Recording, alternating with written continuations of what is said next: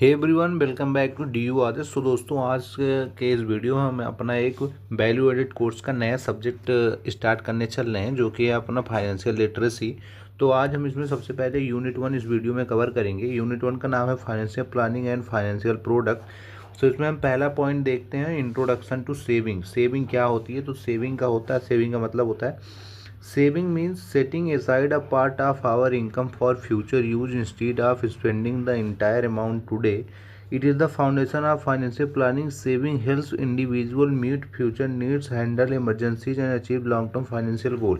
कहने का मतलब होता है जो हमारा टोटल इनकम होता है, टोटल इनकम का कुछ पार्ट आज हम सेव कर रहे हैं सो डैट हम इसका यूज़ फ्यूचर में आने वाली इमरजेंसीज और या कोई ज़रूरत पड़ने पर हम उसका यूटिलाइजेशन कर सकें। अगर हम इसको सिंपल वर्ड में समझें सो इसका मतलब होता है saving is the habit of keeping money today for a better and secure tomorrow. आज मनी को सेव करना मतलब बचाना सो डैट हम अपने फ्यूचर को सिक्योर कर सकते हैं। अब देखते हैं वाई सेविंग इज इम्पॉर्टेंट। तो why saving is important? Saving is important because life is uncertain and income is limited while needs are unlimited. Saving helps in meeting future expenses like education, marriage or buying house, handling emergencies such as medical issues or job loss, creating financial security and peace mind, और reducing dependence on loan and debt। कहने का मतलब ये है कि saving हम इसलिए करते हैं क्योंकि हमारी नीड्स जो है, हमारी जो वांट है वो अनलिमिटेड है, लेकिन इनकम लिमिटेड होता है। तो हमें सेव करना पड़ता है सो डैट हम अपने फ्यूचर में होने वाले एक्सपेंसेस, जो जैसे लॉन्ग टर्म एक्सपेंसेस होते हैं, education, marriage, buying a house, इन सब को मीट कर सकें और हम इससे लोन और डेप्ट को यानी कि कर्ज को हम कम कर सकते हैं। तो इसलिए हमें सेविंग करना ज़रूरी होता है। अब देखते हैं types of saving. So there are 3 types of saving. पहला होता है short term saving, medium term and long term. Short term saving होता है फॉर इमीडिएट और near future expense like travel या कोई गैजेट खरीदना हुआ। एंड द मीडियम टर्म होता है goal business of few year, मतलब हमें कुछ साल में करना है। जैसे हायर एजुकेशन पढ़ने के लिए आप कहीं बाहर चले गए, अब्रॉड चले गए, या कुछ हायर एजुकेशन कर रहे हैं जिसमें ज़्यादा पैसा लग रहा है। और लॉन्ग टर्म सेविंग मतलब होता है फॉर डिस्टिंक्ट गोल, मतलब जो हमारा क्लियर गोल होता है, जैसे कि रिटायरमेंट एंड वेल्थ क्रिएशन। जैसे रिटायरमेंट होने के बाद हमें पैसा चाहिए होता है, तो इसलिए भी हमें सेव करना पड़ता है। सो आइए अब एक इसमें सा कॉन्सेप्ट समझते हैं छोटा सा, that is saving basis investment. Saving क्या होता है? Saving means keeping money safe usually with low risk and low return. मतलब हम पैसे को सेव कर रहे हैं जहाँ पर हमें लो रिस्क है और रिटर्न भी उस पर जो पैसा मिलता है, मतलब जो इंटरेस्ट मिलेगा अमाउंट पे, वो भी कम रहेगा वहाँ पर। अब दूसरी side investment means using saved money to earn higher return by taking calculated risk. मतलब अब जैसे पैसे को आपने इन्वेस्टमेंट मतलब कहीं पर लगा दिया, जैसे मान लीजिए आपने स्टॉक मार्केट में लगा दिया, अब यहाँ पर रिस्क भी ज़्यादा है इक्विटी में, ठीक है, एंड रिटर्न भी ज़्यादा है। तो इसका मतलब ये होता है। आप समझते हैं saving in the first step. अब इसमें देखिए सेविंग जो होता है फर्स्ट स्टेप होता है, इन्वेस्टमेंट द नेक्स्ट स्टेप, मतलब कि सबसे पहले हम पैसा सेव करेंगे, उसके बाद हम इन्वेस्ट करेंगे। अब दूसरा पॉइंट देखते हैं इस यूनिट का। तो दूसरा है TVM, इसको कहते हैं टाइम वैल्यू ऑफ मनी। इसका शॉर्ट फॉर्म होता है TVM। ओके, तो इसका मतलब देखते हैं गाइस, ये वाला क्वेश्चन एग्जाम में आता है, इसको इंपॉर्टेंट मार्क्स कर लीजिएगा। तो इसका मतलब होता है time value of money means the money available today is more valuable than the same amount money in future. This haven because the money today is invested can return. इसका मतलब है जो पैसे की पावर है, जो पैसे की आप समझ लीजिए एक प्रकार से जो पैसे की वैल्यू है वो आज की डेट में ज़्यादा है as compare to future. Future में वो वैल्यू कम हो जाएगा। सपोज जैसे मान लीजिए पहले 2 रुपये में आप टॉफ़ी खरीदते थे, 2 मिलती थी, और आज की डेट में बिक्स की टॉफ़ी आप 1 रुपये में 1 पाते थे, 2 रुपये में 2 मिलती थी, और आज 2 रुपये में 1 ही मिल रहा है। तो यहाँ पर हमारा मनी जो है फ्यूचर में रिड्यूस हो गया। तो इसको कहते हैं टाइम वैल्यू ऑफ मनी। अब देख ले, जैसे एग्जाम्पल आप समझ लीजिए, 100 रुपये इज मोर वैल्यूएबल देन 100 रुपये received after 1 year because today 100 rupees can earn interest. जो हमारा पैसा आज है उसमें हम इंटरेस्ट अर्न कर सकते हैं, फ्यूचर में ये वैल्यू कम हो जाएगी। आप समझते हैं रीजन क्या क्या है। Reason for time value of money, तो पहला होता है अर्निंग कैपेसिटी, दूसरा इन्फ्लेशन, तीसरा होता है रिस्क एंड अनसर्टेनिटी, चौथा होता है प्रेफरेंसेस फॉर प्रेजेंट कंजप्शन, मतलब होता है money can be earn interest और रिटर्न ओवर टाइम। आज के डेट में अगर हम पैसा इन्वेस्ट करेंगे तो उसमें हम पैसा और बना सकते हैं। जैसे हमने मान लीजिए 100 रुपये इन्वेस्ट किया, उस पर 10% हमें इंटरेस्ट मिल गया, तो वो पैसा हो गया 110। और inflation purchasing power of money decrease with time, मतलब जो इन्फ्लेशन रेट बढ़ता रहता है। और risk and uncertainty, future money is uncertain, या फ्यूचर में पता नहीं है आपको पैसा आपका बचेगा कि डूब जाएगा शेयर मार्केट में, या अदर कहीं पर भी कुछ मान लीजिए बैंकरप्ट हो गया, कुछ भी हो गया तो आपका पैसा जा सकता है। और preference for present company, people prefer money today rather than later, मतलब लोग प्रेफर करते हैं कि उनको पैसे की ज़रूरत आ जाए फ्यूचर में, वो नहीं सोचते हैं मैक्सिमम लोग। आज समझते हैं इसका इम्पोर्टेंस क्या है। Importance of time value of money, help in comparing different financial option, useful in investment and loan decision, help in planning long term goal, essential for financial planning. अब देखते हैं ये क्या है। If you invest 10,000 today at a certain rate, after some year it will be become a higher amount. Of course बात है, अगर आज आप 100 रुपये लगाते हैं और उस पर एक साल में मान लीजिए आपको 10% रिटर्न मिलता है, तो वो वैल्यू आपको एक साल बाद 110 मिल जाएगी। इसकी वैल्यू इसके कंपेयर में ज़्यादा है। Point is this, and this growth happens due to the time value of money. So guys, जब हमारा तीसरा टॉपिक आता है management of spending and financial discipline, तो देखते हैं सबसे पहले meaning of spending management. Spending management इसमें planning, controlling and monitoring expenses so that money is use wisely, it insure that income is not wasted on unnecessary item. मतलब हम monitoring देखते हैं कि हमें पैसा लगाना कहाँ पर है। ऐसा ना हो कि हम जल्दीबाजी में कहीं गलत जगह पैसा लगा दें और हमारे पास फिर फाइनेंशियल या परचेजिंग पावर कम हो जाए। पैसा गलत जगह लगा देंगे तो पैसा कम हो जाएगा, तो हम परचेजिंग पावर भी हमारी कम हो जाएगी। अगर in simple marketing spending management means spending money with purpose, हाँ किसी यूजफुल पर्पज से हम पैसा लगाएं, ना कि अनयूजफुल पर्पज से। अब सीखते हैं what is need basis want. तो नीड मतलब होता है हमारा essential expense, food, rent, education, health care, मतलब जो एकदम इसेंशियल है। जैसे आपको प्यास लगी है, आप पानी खरीद रहे हैं, तो ये नीड हो गया आपको। लेकिन ना अगर आपको प्यास लगी और आप जूस खरीदते हैं, देन आपका ये हो जाएगा वांट हो जाएगा। तो वांट मतलब non essential expense like luxury item, entertainment, समझ गए।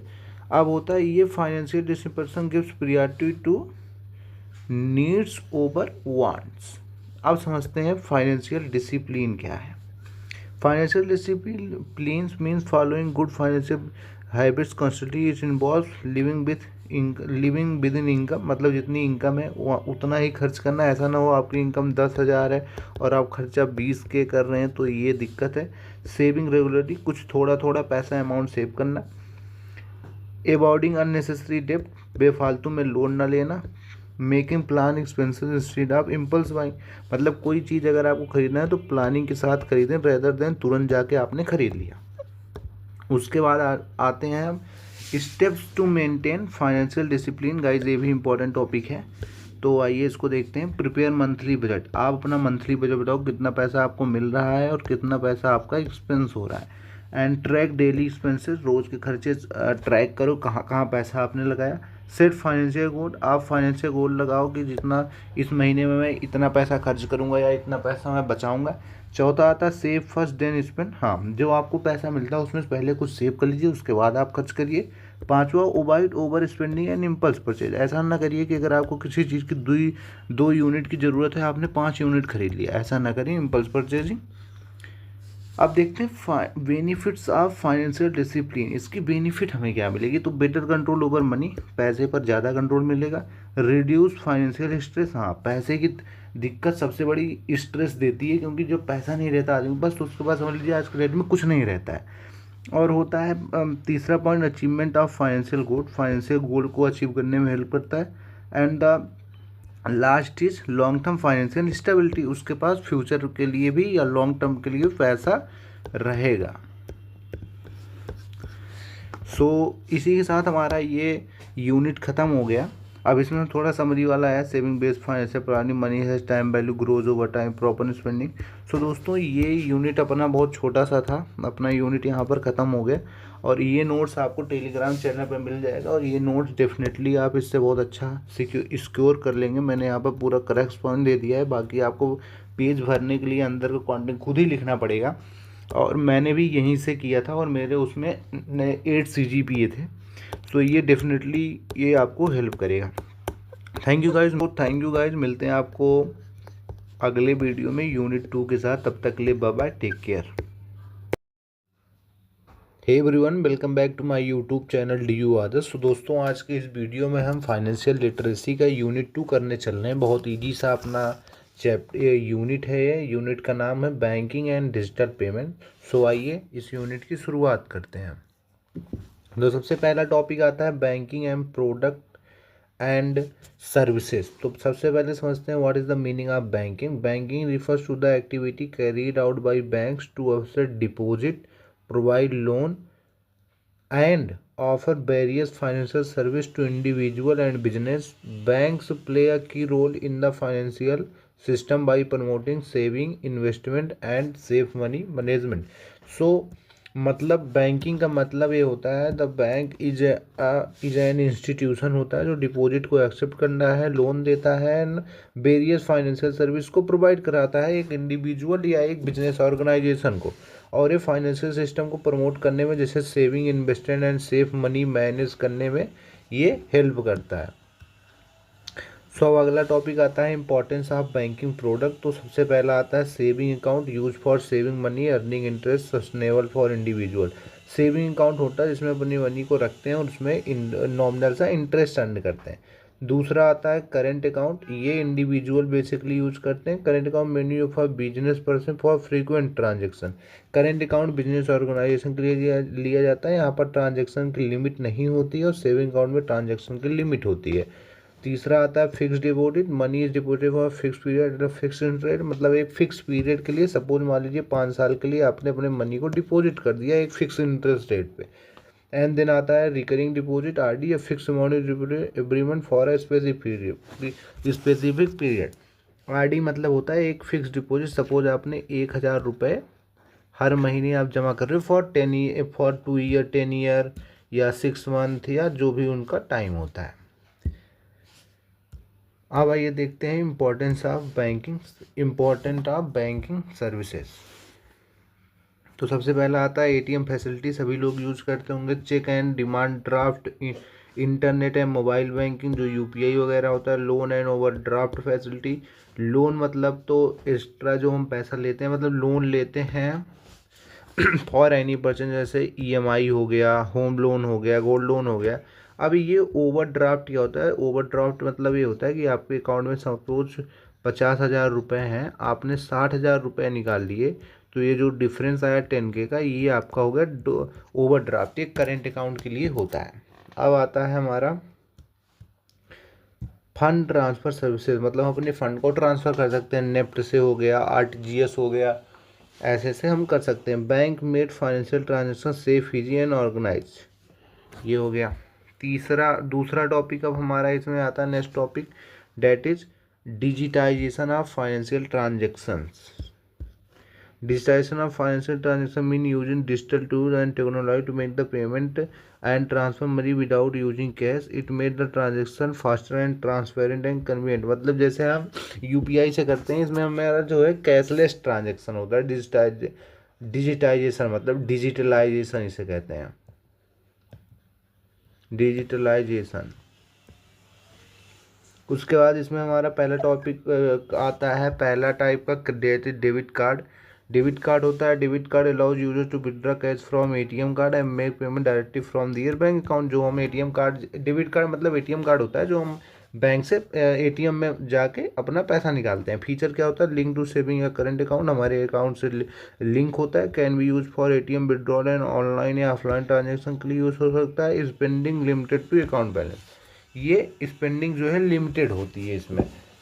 क्रेडिट कार्ड क्या होता है? Credit card allows user to spend money up to a fix limit provided by bank which must be repaid later. मतलब एक मान लीजिए आपको 1 लाख तक के लिमिट वाला क्रेडिट कार्ड है, तो आप 1 लाख रुपए तक पैसा खर्च कर सकते हैं, इवन आपके अकाउंट में हो या ना हो, लेकिन बाद में आपको ये पे करना पड़ता है। अब इसके फीचर क्या क्या है? Spend now pay later facility, interest is charge if payment is delayed, अगर ये डिले होता है तो हाई इंटरेस्ट रेट चार्ज होता है इसमें, यही इसका निगेटिव पॉइंट भी बन जाता है। And useful for emergency and online purchases, क्योंकि ऑनलाइन परचेज करने में हमें क्रेडिट कार्ड पे ऑफर वगैरह मिल जाता है। Difference between debit card and credit card. Debit card uses own money, credit card uses borrowed money. Debit card में अपना मनी होता है, क्रेडिट कार्ड में हमें अपना पैसा हो या ना हो हम पैसा खर्च कर सकते हैं। Debit card has no interest, debit card पे हमें कोई इंटरेस्ट नहीं देना पड़ता, लेकिन क्रेडिट कार्ड है में चार्जेस इंटरेस्ट। उसके बाद इसमें हमारा तीसरा टॉपिक आता है net banking and UPI. UPI का फुल फॉर्म होता है unified payment interface. Net banking allows customer to access bank service online such as fund transfer, bill payment and account checking. मतलब हम ऑनलाइन ऐप के through अपने bank में कितना balance है वो चेक कर सकते हैं, बिल का पेमेंट कर सकते हैं और पैसा ट्रांसफ़र कर सकते हैं। यूपीआई मतलब यूनिफाइड पेमेंट इंटरफेस। दोस्तों ये टॉपिक इंपॉर्टेंट है, आते हैं। Enables instant money transfer using mobile phone, मतलब मोबाइल फ़ोन से ही हम पैसा ट्रांसफ़र करते हैं। अब इसके बेनिफिट्स क्या क्या हैं?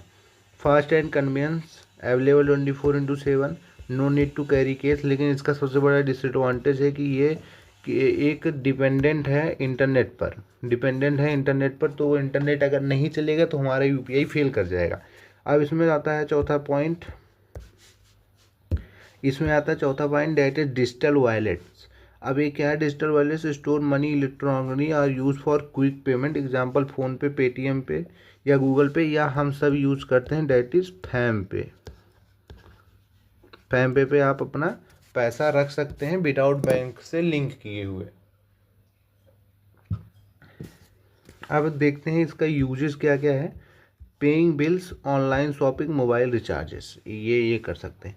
अब तीसरा पॉइंट आता है security and precaution against Ponzi scheme and online fraud. दोस्तों ये पक्का टॉपिक आएगा, इसको आप स्टार मार्क कर लीजिए। तो पोंजी स्कीम्स क्या होता है ये समझते हैं। Ponzi schemes are fraudulent investment schemes that promise very high return with little or no risk. They pay old investors using money collected from new investor. ये कहते हैं कि ये फ्रॉडुलेंट इन्वेस्टमेंट स्कीम होता है जो प्रॉमिस करता है कि हम आपको बहुत हाई रिटर्न देंगे। लेकिन ये क्या करते हैं कि जो नया, मान लीजिए एक BA है जो ओल्ड इन्वेस्टर है, और ये नया इन्वेस्टर B आया जो कि न्यू इन्वेस्टर है।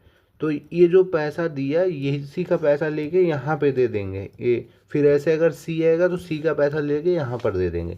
अब इसमें वार्निंग साइंस क्या क्या है? गारंटी हाई रिटर्न करते हैं, नो प्रॉपर बिजनेस है मॉडल, कोई प्रॉपर बिजनेस या मॉडल इनका नहीं होता है। उसके बाद ये कहते हैं प्रीज्योर टू इन्वेस्ट क्विकली, एक क्विकली इन्वेस्ट करने के लिए बोलते हैं। अब देखते हैं topic online fraud. Online fraud you are cheating people through fake calls, messages, emails, website to steal money और पर्सनल इंफॉर्मेशन। सेफ्टी मेजर्स क्या क्या हैं? सेफ्टी मेजर्स एंड प्रिकॉशन क्या क्या हम इसमें ले सकते हैं? नेवर शेयर OTP या पिन और पासवर्ड नहीं देना चाहिए। Avoid checking unknown links, verify the source before investing, use strong password and change them regularly, report fraud immediately to bank और cyber crime cell. Financial awareness and caution are the best protection against fraud.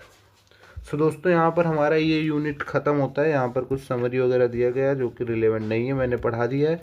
अब next video में हम unit 3 की शुरुआत करेंगे। तब तक के लिए धन्यवाद, thank you. Hey everyone, welcome back to my YouTube channel that is DU Adarsh. So दोस्तों आज की इस वीडियो में हम फाइनेंशियल लिटरेसी का यूनिट नंबर 3 जो कि हमारा है इन्वेस्टमेंट प्लानिंग एंड मैनेजमेंट शुरू करने चल रहे हैं। सो आइए इस यूनिट की शुरुआत करते हैं। बहुत छोटी सी यूनिट है और यहाँ से 1-2 क्वेश्चन आते हैं, तो आप लोग ये यूनिट पूरा देख लीजिएगा, क्वेश्चन ज़रूर आएगा। तो आइए शुरुआत करते हैं। तो हमारा सबसे पहला इसमें टॉपिक है investment opportunities and financial product. तो मीनिंग ऑफ इन्वेस्टमेंट समझते हैं पहले क्या होता है। Investment means using saved money in such way that it generates income और grow in value over time. The main objective of investment is to increase wealth and achieve future financial goal.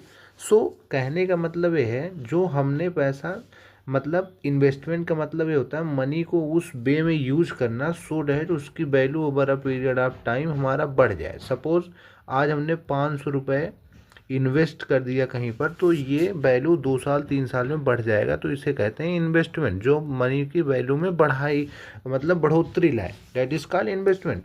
In simple one, investment is the saving with growth, मतलब ये saving होती है जिसमें हमें growth मिलता है। इसमें आप इंपॉर्टेंट कीवर्ड याद रखिएगा, पहला तो ये हो गया आपका वेल्थ, ये क्या होता है, to increase wealth and achieve future financial goal, ये 2 कीवर्ड यहाँ से आप याद रखिएगा। अब आइए देखते हैं why investment is important, important क्यों है। तो investment is important because saving allows not enough to beat inflation. Investment help in wealth creation, achieving long term goals like education, house and retirement, earning regular income, protective money from inflation. So इसका मतलब ये है कि अगर आप save करते हैं 500 रुपये, अगर आप अपने बैंक गुल्लक या कहीं पर रख देते हैं ऐसे ही, मान लीजिए 500 रुपये आपने घर में रख दिया, तो ये बढ़ने वाला नहीं है। बट अगर आप कोई 500 रुपये बैंक में या इस शेयर मार्केट में लगाते हैं तो उसकी वैल्यू कुछ ना कुछ बढ़ेगी। तो यही होता है, इसलिए इन्वेस्टमेंट ज़रूरी होता है। अब आइए देखते हैं कि हमारे पास इन्वेस्टमेंट अपॉर्चुनिटीज़ क्या क्या है। Investment opportunities refers to different option where people can invest their money based on risk and return. तो अब जहाँ पर अपना पैसा वो इन्वेस्ट कर सकते हैं based on risk and return, कितना उस पर मतलब हम रिस्क कितना ले सकते हैं, कितना फ़ायदा है कितना नुकसान है। हम देखते हैं सम कॉमन इन्वेस्टमेंट अपॉर्चुनिटीज़। सबसे पहले होता है बैंक डिपॉजिट, बैंक में जमा करना, इंश्योरेंस प्लान, कोई इंश्योरेंस प्लान लेना, म्यूचुअल फंड, इसे एमएफ भी कहते हैं। उसके बाद आता है शेयर एंड बॉन्ड खरीदना, गवर्नमेंट स्कीम्स में लगाना, ये होता है, या एफडी कराना, एफडी कराना, आरडी कराना, पीपीएफ में भी लोग लगाते हैं, तो ये होते हैं। अब देखते हैं financial product for investment, fix deposit, low risk, fix return, suitable for conservative investor. यहाँ पर लो रिस्क होता है, फिक्स रिटर्न होता है। अगर रिस्क हमारा कम है तो हमारा रिटर्न भी कम होगा, ये बात याद रखिएगा। अब mutual fund, money in the market link instrument through professional. Mutual fund में क्या होता है कि एक जो हमारा मैनेजर होता है सारे लोगों से मनी पूल करता है, सारे इन्वेस्टर से, और देन वो कहीं पर लगाता है, वो बहुत बड़ा एक्सपर्ट होता है वहाँ पे, तो इसलिए। और फिर चौथा आता है बॉन्ड एंड डिबेंचर, यानी कि fixed income instrument issued by companies और गवर्नमेंट। उसके बाद होता है equity, ownership in company with higher risk and higher return. अब देखते हैं क्या होता है factor affecting investment decision, risk involve, expected return, कितना रिस्क इन्वॉल्व है, कितना हमारा रिटर्न है, टाइम पीरियड क्या है, liquidity is to convert into cash की नहीं, मतलब हम उसको कैश में कन्वर्ट कर सकते हैं कि नहीं कर सकते, मनी हमारा वहाँ पे सेफ है कि नहीं है, ये होते हैं फैक्टर अफेक्टिंग। अब हमारा आता है टॉपिक इंश्योरेंस प्लानिंग।